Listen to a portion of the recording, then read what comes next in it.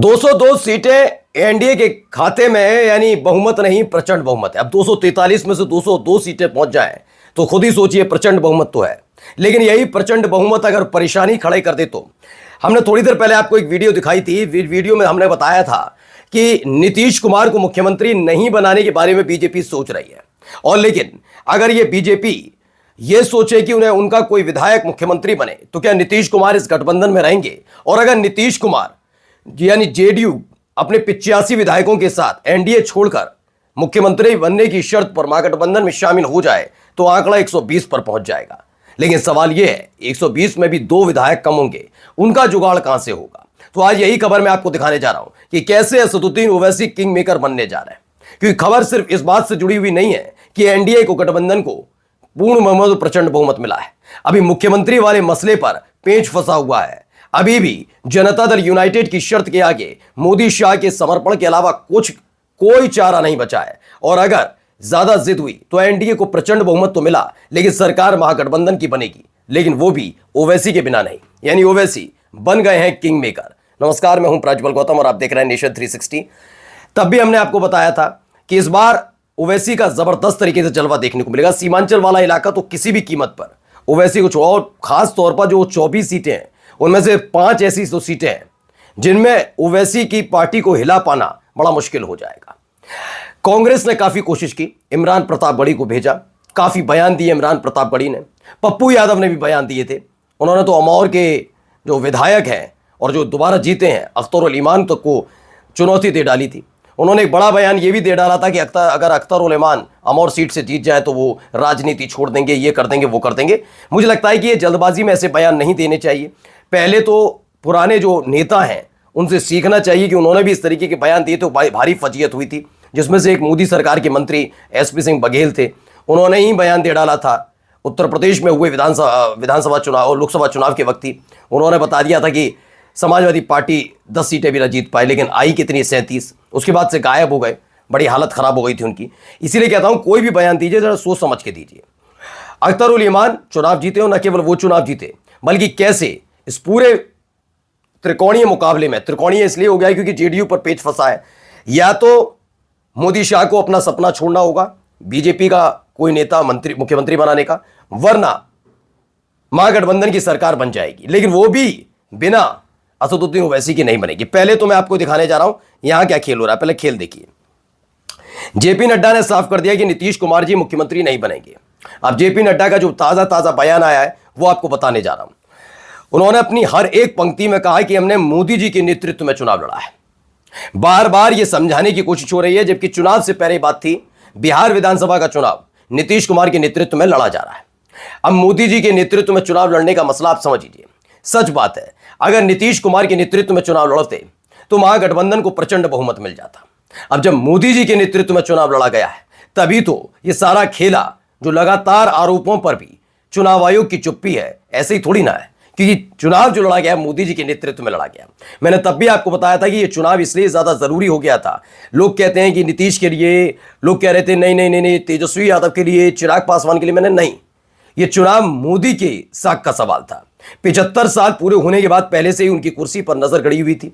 RSS नाराज था बीच में, याद होगा आपको। इसके फौरन बाद बिहार विधानसभा चुनाव था। जानते हैं मोदी कि अगर बिहार विधानसभा चुनाव में बीजेपी सत्ता से आउट हो जाती तो यकीनन फजीयत भी होती और कुर्सी भी छोड़नी पड़ती। और अगर कुर्सी छोड़ते तो उसके बाद अमित शाह का प्रधानमंत्री बनना इतना आसान नहीं है, आरएसएस बनने ही नहीं देती। इसीलिए यह सारा खेल हुआ है। क्या चुनाव आयोग ने पूरी तरह से आंखें मूंद ली कि जो करना है, जितना करना है, जैसे करना है करते रहिए। चलिए अगली खबर। नीतीश जी ने भी अच्छा काम किया, उनका सुशासन भी अच्छा रहा है। इससे स्पष्ट होता है कि नीतीश कुमार जी मुख्यमंत्री नहीं बन रहे हैं। नीतीश कुमार को अब भूतकाल के रूप में संदर्भित किया जा रहा है। यह तो पहले से ही तय माना जा रहा था और यहीं से खेल शुरू होगा असली। अब दोबारा से मैं आपको आंकड़े दिखाने जा रहा हूं, जो आंकड़े बहुत ज्यादा जरूरी हो जाते हैं। 89 सीटें बीजेपी की, 85 जेडीयू की। इसमें चिराग पासवान की पार्टी को 19 सीटें मिली, हिंदुस्तानी अवामी मोर्चा को 5 और 4 सीटें मिली हैं उपेंद्र कुशवाहा की पार्टी को। यानी कुल मिलाकर आंकड़ा होता है 202 का। अगर नीतीश कुमार मुख्यमंत्री नहीं बनते हैं तो ऐसे में 85 सीटें हाथ से जा सकती हैं। यानी प्रचंड बहुमत हासिल करने के बावजूद भी बीजेपी हाथ मलती रह जाएगी और 117 सीटों पर आ जाएगी। 122 सीटों की जरूरत पड़ेगी, हमने आंकड़ा पहले भी बताया था। लेकिन इस आंकड़े का एक दिलचस्प पहलू आपको अब दिखाने जा रहे हैं। दरअसल अगर नीतीश कुमार अब भी महागठबंधन को सपोर्ट भी कर दें, जो उम्मीद है, तो अकेले नीतीश कुमार के आने से कुछ नहीं होगा। 85 प्लस 35 सीटों पर सिमट गया था, जिसमें से 25 आरजेडी की अकेली सीटें हैं। अगर 35 सीट वाली महागठबंधन और 85 जेडीयू, तब भी मिलाकर यह आंकड़ा पहुंचता है 120, और चाहिए कितने? 122। ऐसे में एआईएमआईएम की जरूरत पड़ेगी, जिनके 5 विधायक जीते हैं। ये देखिए यहां पर एआईएमआईएम 5 विधायक जो जीते हैं, उसके बाद असदुद्दीन ओवैसी ही किंग मेकर बनेंगे, क्योंकि किंग मेकर के तौर पर उनकी एक ही शर्त है, सिर्फ शर्त है मुस्लिम उप मुख्यमंत्री की। उन्हें एक मुस्लिम उप मुख्यमंत्री चाहिए।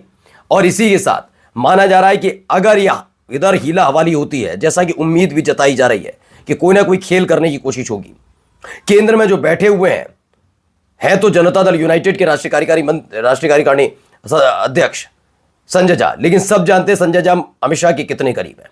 क्या उनके जरिए जनता दल यूनाइटेड को तोड़ने की कोशिश की जाएगी? यह एक बड़ा सवाल है। लेकिन कहा जाता है कि जब से संजय झा जेडीयू के राष्ट्रीय कार्यकारी अध्यक्ष बने, तब से काफी चीजें बदली हैं।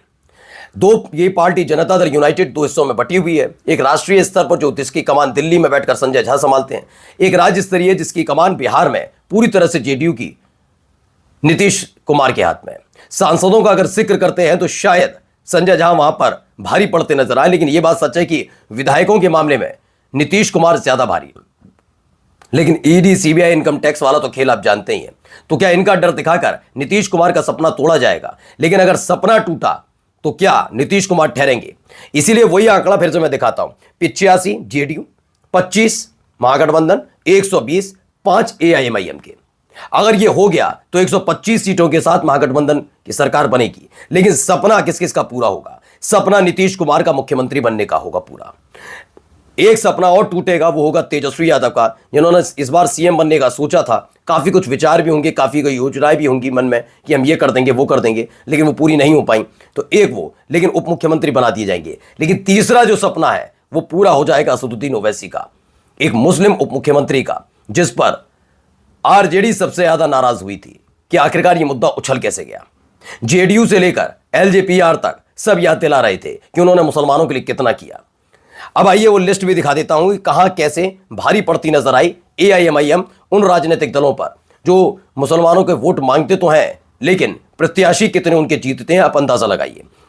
मोहम्मद मुर्शीद आलम जोकीहाट से एआईएमआईएम के प्रत्याशी जीते, तौसीफ आलम बहादुरगंज से एआईएमआईएम के प्रत्याशी जीते, सरवर आलम कोचा धामन से एआईएमआईएम के प्रत्याशी जीते, अख्तरुल ईमान अमौर एआईएमआईएम के प्रदेश अध्यक्ष और प्रत्याशी जीते, गुलाम सरदार बाईसी एआईएमआईएम से जीते। 5 के अपना रिकॉर्ड अगर किसी ने संभाला तो सिर्फ और सिर्फ एआईएमआईएम ने। अब आइए कमरुल हुदा किशनगंज से कांग्रेस के, अबिदुर रहमान अररिया से कांग्रेस के, आसिफ अहमद आरजेडी के, ओसामा साहब रघुनाथपुर से आरजेडी के, फैसल रहमान ढाका से आरजेडी के, और जमा खान चैनपुर से जेडीयू के।